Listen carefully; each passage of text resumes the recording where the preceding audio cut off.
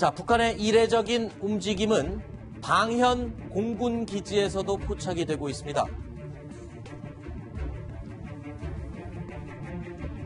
지난 7월이었죠. 북한이 화성 14형을 발사한 방현 공군 기지에 원래 있는 미사일 발사대 이외에 또 다른 발사대가 만들어지고 있다는 겁니다. 이미 기존에 사용하던 발사대가 있는데 왜 또 발사대를 만들고 있는지 그 점을 짚어보도록 하겠습니다. 그런데 이 북한이 최근에 동창리 이 증축을 해놓고도 동창리를 넓혔습니다. 그리고 또 기지 시설들을 많이 증축을 했음에도 불구하고 아직 새로운 위성을 쏜 적은 없었습니다. 게다가 고정식 미사일 발사대는 위성으로 관측이 가능한 것이기 때문에 계속 이동식 미사일 발사대를 구축했던 것으로 분석이 되고 있습니다.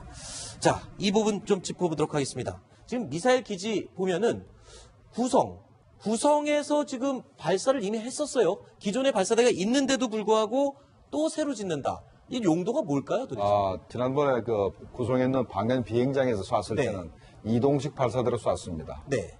이동식 발사대로 쐈는데 원래 또 구성에 상당히 의심스러운 시설이 있거든요. 네. 바로 비행장 바로 뒤에 조금 야산이 있는데. 네, 지금 위성 지도가 공개된 그 내용을 보고 그 비행장 활주로 옆으로 그 뒤쪽으로 보면은 야산 있지 않습니까? 네네. 저 야산에 북한의 우라늄을 농축하는 시설이 있지 않나라는 의심도 들고. 네. 그다음에 북한의 미사일 기지도 저 안에 이렇게 은입돼 있지 않나 이렇게 항상 우리가 주시해 왔습니다. 네. 그래서 만약에 그 안에 미사일이 있다가 핵을 농축하는 시설이 있고 그다음에 미사일 기지가 있다면 네. 거기서 발사대를 만드는 건 당연한 그 순서라 생각이 되는데 네. 그러면 왜 그러면 이동식 발사대를 안 쓰고 고정식 발사대를 하려고 하느냐? 새로 또 만드느냐? 한번 그건 뭐 약간 의문점이 있긴 합니다만은 네. 북한에 많은 그 발사대를 만들어서 지금도 굉장히 많습니다만은 일단 목표를 많이 만들어서 미국이나 한국을 혼란시켜가지고 네. 그러니까 작전에 혼란을 야기하려는 거 아닌가 생각이 듭니다. 네, 지금 위성 지도를 저희가 보기 쉽게 다시 한번 정리를 해봤습니다. 지난 5월 25일만 해도요, 그냥 허허 벌판이었습니다. 위성에서 봤을 때 허허 벌판인 상태인데 지난 11월 23일 미국의 추수감사절이네요. 이 날짜에 보니까 길도 깨끗하게 닦여져 있고요. 여기에 미사일 발사대가 설치가 됐습니다. 자, 라운치 패드라고 되어 있는 가로, 세로 32m, 10m 되는 이 발사대 장소도 생겼고요. 길도 깨끗하게 닦아놨습니다. 자, 불과 이 짧은 시간 안에 저렇게 발사대를 급하게 지은 이유가 글쎄요. 아까 교란 목적일 가능성이 있다고 또 했는데. 있고 또 하나는 말이죠. 네. 우리가 이번에 11월 29일 날 북한이 쏜 미사일을 우리가 주시할 필요가 있습니다. 상당히 크고 길이가 길기 때문에 그렇죠. 기존 미사일 발사돼 가지고는 발사를 못할 수가 있습니다. 그래서 이동식 발사대도 9축, 바퀴가 한 축이 더 있는 걸 만들었잖아요. 그래서 고정식 발사대도 오히려 이게 신형 미사일을 쏘기 위해서 더 크고 네. 한 것을 전제 건설하고 있지 않나 이렇게 의심이 또 갑니다. 그런데 지금 이 지도, 위성 지도에서 확인된 새롭게 만들어진 방현 비행장의 미사일 발사대, 방금 조금 전에 그 말씀을 해주셨습니다. 이 근처에 우라늄 농축 시설도 있다. 그리고 공항이 있고, 그리고 미사일 발사대를 만들었다. 이 공통점들을 뭐 어떻게 봐야 될까요? 지금 이렇게 정리를 했습니다. 공군 비행장이고요. 거기다가 미사일 기지면서 발사대를 새로 지었고요. 우라늄 농축 시설들이 있다. 글쎄요, 얼추 볼 때 뭔가 핵미사일을 만들어서 곧장 쏠 수 있는 모든 조건들이 다 갖춰진 거 아닙니까? 모든 조건은 또 갖춰졌고 벌써 구성이라는 위치 자체가 네. 아주 좋습니다. 일단 중국 쪽에 가깝고 네. 미군이 작전하기에 좀 제한이 있고 그다음에 네. 그쪽에서 태평양을 향해 쏘게 되면은 일단은 동해바다로 갔을 때 벌써 상당한 고도를 이렇게 유지할 수 있기 때문에 네. 미국의 요격도 막을 수 있고 해서 상당히 북한이 장거리 미사일 발사대를 건설할 만한 그런 적지라 생각이 됩니다. 그러니까 핵탄두와 연관이 있고 미사일 고정식 발사대, 분명히 ICBM급 핵미사일이다. 이런 추측을 우리들도 할 수 있을 정도의 그런 근거들이 지금 나오고 있는 것 같습니다. 자, 그런데요. 이 미사일 기지들의 위치에 특징이 있다는 것을 뉴스탑10 팀이 또 분석을 해봤습니다. 다음 지도를 한번 보실까요? 아까 봤던 미사일 기지 위치들인데 원래는요. 북한이 여태까지 탄도미사일 또는 ICBM 또는 IRBM 이런 미사일들을 발사할 때 주로 동창리나 무수단, 신포, 원산 등 해안가에서 발사를 많이 해왔습니다. 그런데 최근 들어와서 발사하는 탄도미사일의 경우는 점점 내륙 쪽으로 들어오고 있습니다. 평성, 화성 15형이 평성이었죠? 네. 그리고 또 구성, 조금 전에 말했던 방현 비행장에 또 발사대를 건설하고 있고요. 순안에서 얼마 전에 순안 비행장 근처에서 또 발사했지 않습니까? 이게 내륙 지방으로 점점 미사일 기지가 들어오고 있다. 이건 어떤 의미를 갖고 있나요? 네, 그것은 일단 얼마나 내륙적으로 많이 들어왔는지를 좀 먼저 설명을 드리면 문재인 네. 정부 출범 후에 북한에서 총 9번 미사일을 발사 실험을 했는데 그 중에 5번이 내륙에서 발사된 것입니다. 네. 그럼 왜 그러면 내륙으로 가느냐? 아까 지금 설명해 주셨듯이 방현 같은 경우에는 중국과 가깝기 때문에 굉장히 유리한 측면이 있고요. 그러니까 네. 미국의 선제 타격이 아마 좀 어려울 것이다. 이렇게 볼 수 있는 것이고요. 네. 그다음에 미국까지 보내는 미사일의 어떤 발사 각도, 중간에 요격되지 않는 이런 측면에 있어서도 이 부분이 좀 유리하기 때문에 내륙으로 간다는 것이고, 그 다음에 이 만약 미사일 발사가 실패했을 때, 그럼 북한 영토 안에 떨어지지 않습니까? 그러면 네. 그 주민들이 피해를 볼 텐데, 실패하지 않을 것이다라는 어떤 자기들 기술에 대한 자신감, 이런 것이 작용해서 이렇게 내륙에서 이제 발사를 많이 하는 것 같습니다. 그렇군요. 자, 첫 번째, 중국을 의식했다. 그리고 두 번째, 세 번째가 전 귀에 쏙 들어오는군요. 여태까지 탄도미사일 분석을 하면서 여러분들과 함께 그 얘기를 많이 했었습니다. 미사일 엔진이 기술이 불확실한 경우에는 해안에서 주로 발사하지만 기술력이 확보됐다라고 생각하는 미사일은 내륙에서 발사한다고 그랬습니다. 추락할 것을 우려한 것이겠죠. 그런데 미사일 기지들이 점점 안으로 들어오고 최근에 발사한 탄도미사일들이 다 내륙에서 발사를 하는 걸 보면 그만큼 지금 탄도미사일의 기술에 대한 확신을 갖고 있다는 그런 의미가 되겠군요. 제가 지금 순안과 평성은 이번에 그냥 발사를 했을 뿐이고, 네. 정말로 기지들은 지난번에 자강도에서 쐈지 않습니까? 자강도도 그렇고 이번 구성도 그렇고 저런 중국하고 가까운 지역에 배치될 가능성이 큽니다. 네. 왜냐하면 중국의 방공 식별구역이라는 게 있거든요. 네. 그래서 중국 쪽에 접근을 하게 되면 미군 전투기가 또는 폭격기가 중국 방공 식별구역에 접근을 하게 되면 중국군이 요격을 하러 나오게 됩니다. 그래서 방공 식별구역을 건드리지 않고 공격을 하려면은 지금 만약에 구성에 북한 핵기지가 있다. 그러면은 이 전투기라는 것이 우리 승용차하고 달리 바로 90도를 꺾을 수 있는 게 아니거든요. 굉장히 속도가 빠르기 때문에 선회각이 큽니다. 그러면 중국이 방공 식별구역을 건드리고 들어와야 되니까 북쪽에서 들어오려면은 힘들죠. 그래서 지금 저 상황 같으면은 구성 기지에 만약에 세워놓으면 오른쪽은 북한 내륙이기 때문에 북한 내륙에는 많은 지대공 미사일들이 있으니까 미국의 폭격기가 그쪽으로 내륙을 가로질러서 오기는 부담스럽죠. 그럼 바다를 가로질러서 가야 되는데 분명히 저렇게 되면 누가 봐도 6시 방향에서부터 8시 방향 딱 그 정도 사이 외에는 접근할 수 있는 각도가 없습니다. 네. 그러면 북한 입장에서는 그 지역에만 방공 화망을 배치해 놓으면 아주 방어하기 쉽습니다. 네. 그래서 저렇게 중국과 가까운 쪽에 배치를 하는 겁니다. 알겠습니다. 자, 북한이 이처럼 이제 이동식 발사대를 많이 준비하는 것뿐만 아니라 곳곳 미사일 기지에 고정식 미사일 발사대를 만드는 이유. 일단 동해번쩍 서해번쩍 하면서 교란을 하겠다라는 의도는 엿보이기도 하고요. 완전 도발을 꿈꾸고 있지만 그렇게 쉽지는 않은 것 같습니다. 자, 미군의 특수정찰기 시리즈. 그동안 한반도에 한 번도 오지 않았던 정찰기까지요. 모두 한반도에 최근에 떴습니다. 화성 15형이 발사됐을 때 미국은 모든 걸 알고 있었던 것 같습니다. 자, 김정은의 숨소리 하나까지도 잡아내는 오키나와 미군 기지에 도착한 비행기들 얘기를 해보겠습니다. 자, 일본 오키나와 가데나 미군 기지에 지금 특수 정찰기들 시리즈가 지금 와 있다고요. 어떤 정찰기들입니까? 네, RC-135 시리즈인데요. 네. 아까 이제 KC-135 공중급유기 이야기했지 않습니까? 그거하고 비행기는 똑같습니다.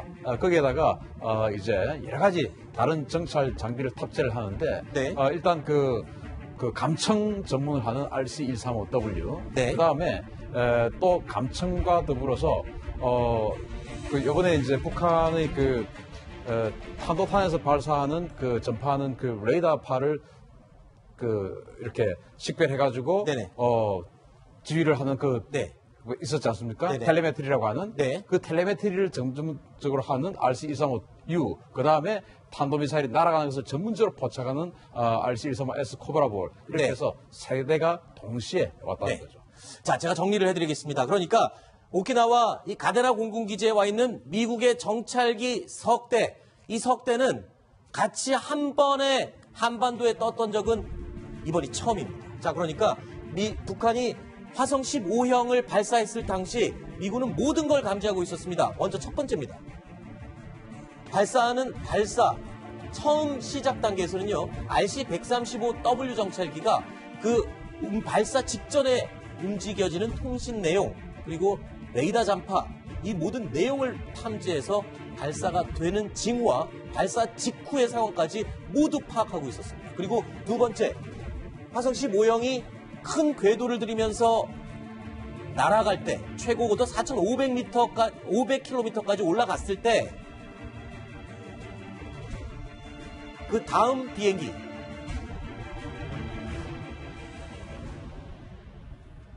자, RC-135W가 발사 단계에서의 모든 것을 포착을 했다면, 두 번째,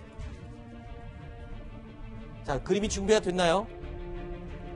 RC-135S는 모든 궤도와 과정을 탐지하고 있었습니다. 그리고 마지막 종말 단계에서 탄착 지점에 떨어진 지점, 그리고 탄두에 있는 텔레메터리, 그러니까 탄두와 본부와 교신할 수 있는 모든 전파 내용을 RC-135U가 모두 포착하고 있었습니다. 그러니까 미국은 화성 15형이 발사되기 전부터 발사되고 나서 떨어졌을 때의 과정까지를 이 세 대의 정찰기로 모두 파악하고 있었다라는 그런 내용입니다. 자, 제 내용이 정리가 맞습니까? 어떻습니까? 맞습니다. 그래서 이제 미국이 이러한 것들을 같이 한반도에 정의한 적은 사실 한 번도 없습니다. 그런데 네. 이번에 한꺼번에 다 전개를 했고, 거기다가 조인트 스타즈까지 와서 네. 조인트 스타즈가 정확하게 북한의 그 즉 화성 15형을 쏘는 이동식 미사일 발사대가 있는 곳까지 다 탐지를 해서 이 세 종류의 정찰기들과 공유를 한 거죠.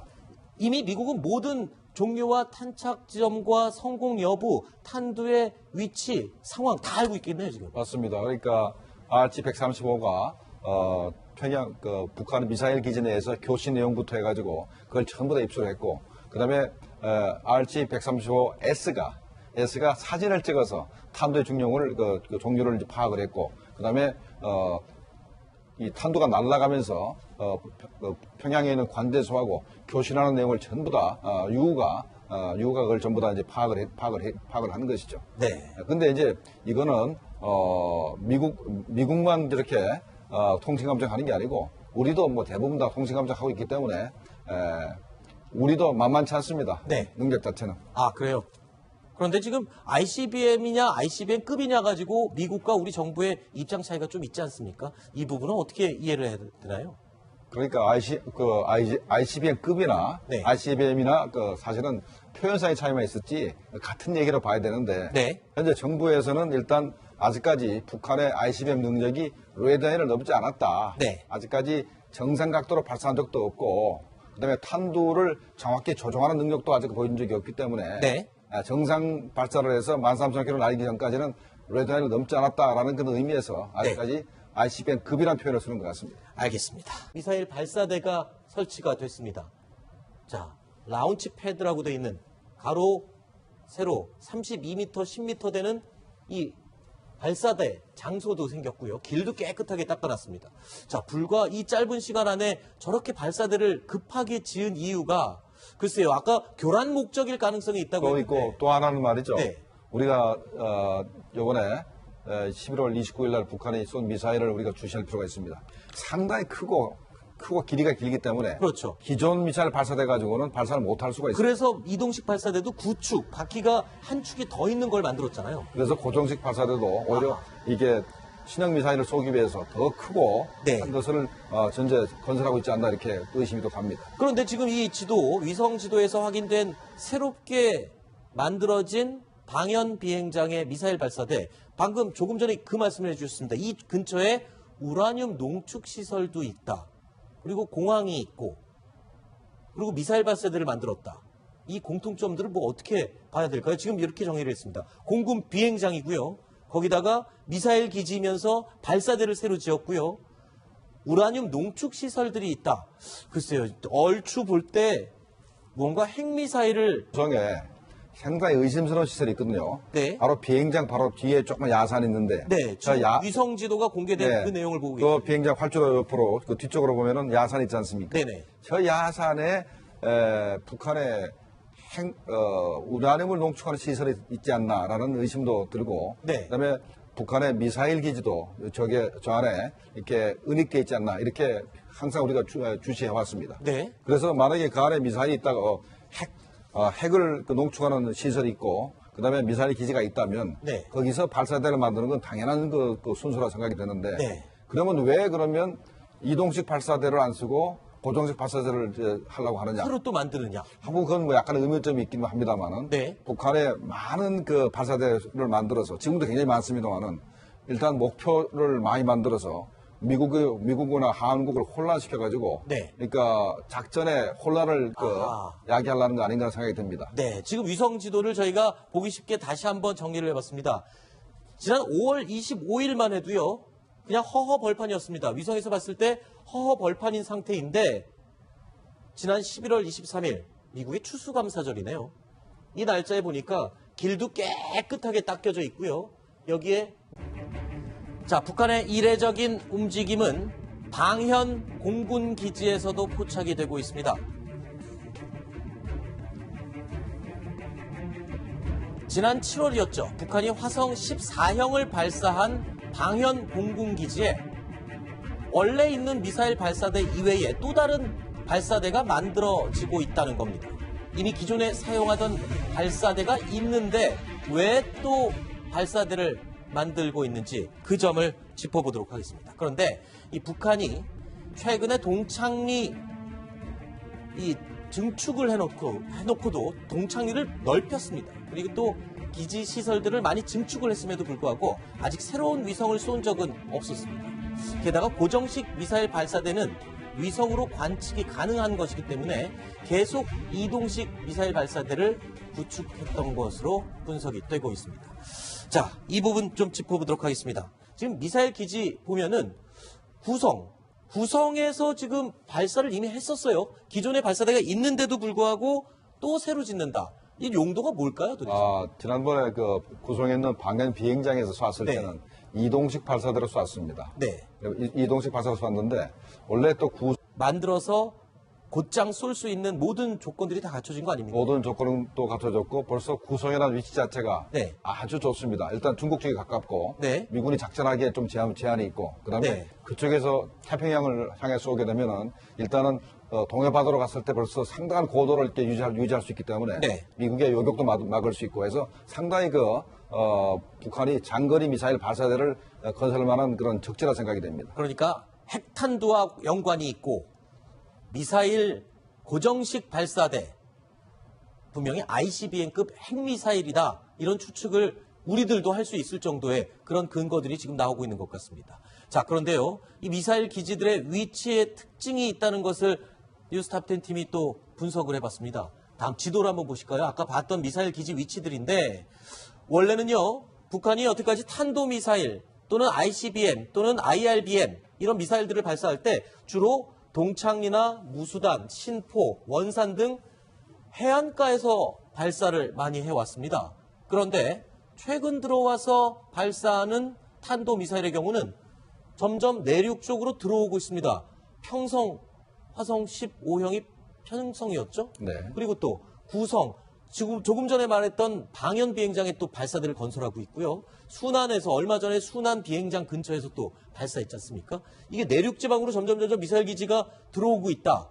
이건 어떤 의미를 갖고 있나요? 네, 그것은 일단 얼마나 내륙적으로 많이 들어왔는지를 좀 먼저 설명을 드리면 문재인 네. 정부 출범 후에 북한에서 총 9번 미사일을 발사 실험을 했는데 그 중에 5번이 내륙에서 발사된 것입니다. 네. 그럼 왜 그러면 내륙으로 가느냐? 아까 지금 설명해 주셨듯이 방현 같은 경우에는 중국과 가깝기 때문에 굉장히 유리한 측면이 있고요. 그러니까 네. 미국의 선제 타격이 아마 좀 어려울 것이다. 이렇게 볼 수 있는 것이고요. 네. 그다음에 미국까지 보내는 미사일의 어떤 발사 각도, 중간에 요격되지 않는 이런 측면에 있어서도 이 부분이 좀 그 유리하기 때문에 내륙으로 간다는 것이고, 그다음에 이 만약 미사일 발사가 실패했을 때 그럼 북한 영토 안에 떨어지지 않습니까? 그러면 네. 그 주민들이 피해를 볼 텐데 실패하지 않을 것이다라는 어떤 자기들 기술에 대한 자신감 이런 것이 작용해서 이렇게 내륙에서 이제 발사를 많이 하는 것 같습니다. 그렇군요. 자, 첫 번째 중국을 의식했다. 그리고 두 번째, 세 번째가 좀 귀에 쏙 들어오는군요. 여태까지 탄도미사일 분석을 하면서 여러분들과 함께 그 얘기를 많이 했었습니다. 미사일 엔진이 기술이 불확실한 경우에는 해안에서 주로 발사하지만